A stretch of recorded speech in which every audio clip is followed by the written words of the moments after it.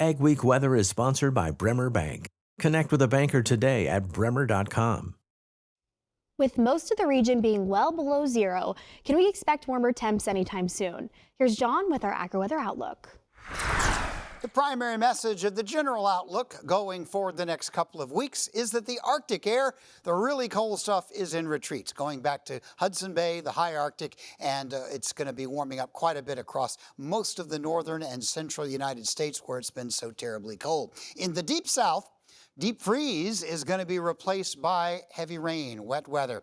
That's actually seasonal, although with the El Nino pattern returning, it's likely to be a little more seasonal than usual. The deep south, the mid-south in particular, February is the wettest month of the year on average, and we're headed toward that right now. A stormy south. There will be some snow chances in the north, but more east than west, and even in the Pacific Northwest, the very wet weather will be kind of going in retreat. Jet stream pattern.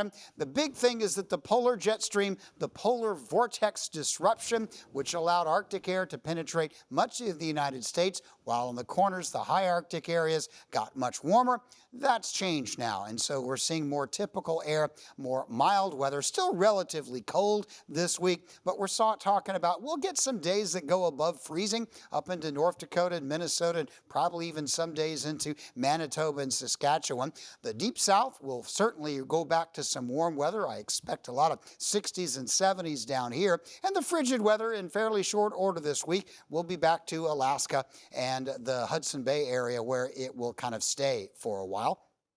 Out west, probably the worst overall news, generally speaking, is that the very wet weather and the heavy snows and the lower elevation rains in the Pacific Northwest, that's going to be replaced by a drier pattern, but also a very mild pattern. So there'll be some mountain snow melt in the Pacific Northwest that will cause some avalanche and lower elevation flooding concerns. We will likely have a few very warm days along the high plains up against the Rockies this week as we go through the week. As we hit toward the second half of this forecast, I do expect a little more what we call zonal flow, a little more flattening of the pattern. So you're going to see the cold air just kind of hanging out up north. The warm air will become less extreme in the south. The cold weather won't be that cold except up in the general area around Hudson Bay.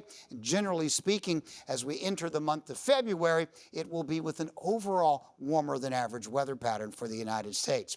This next week, very rainy weather in the deep south. Some of this will be excessive. There will likely be one, if not two, periods of ice storms through the lower part of the Midwest. Northern parts of that will be snow and still some areas of lake effect snow. And this will likely be still some fairly heavy rain in the Pacific Northwest. As we switch over to the week that straddles the month into February, that rain and snow out west will be retreating as warm air comes north. Could get a little snow in the northern plains, but most of the eastern precipitation is where the heavy stuff will be.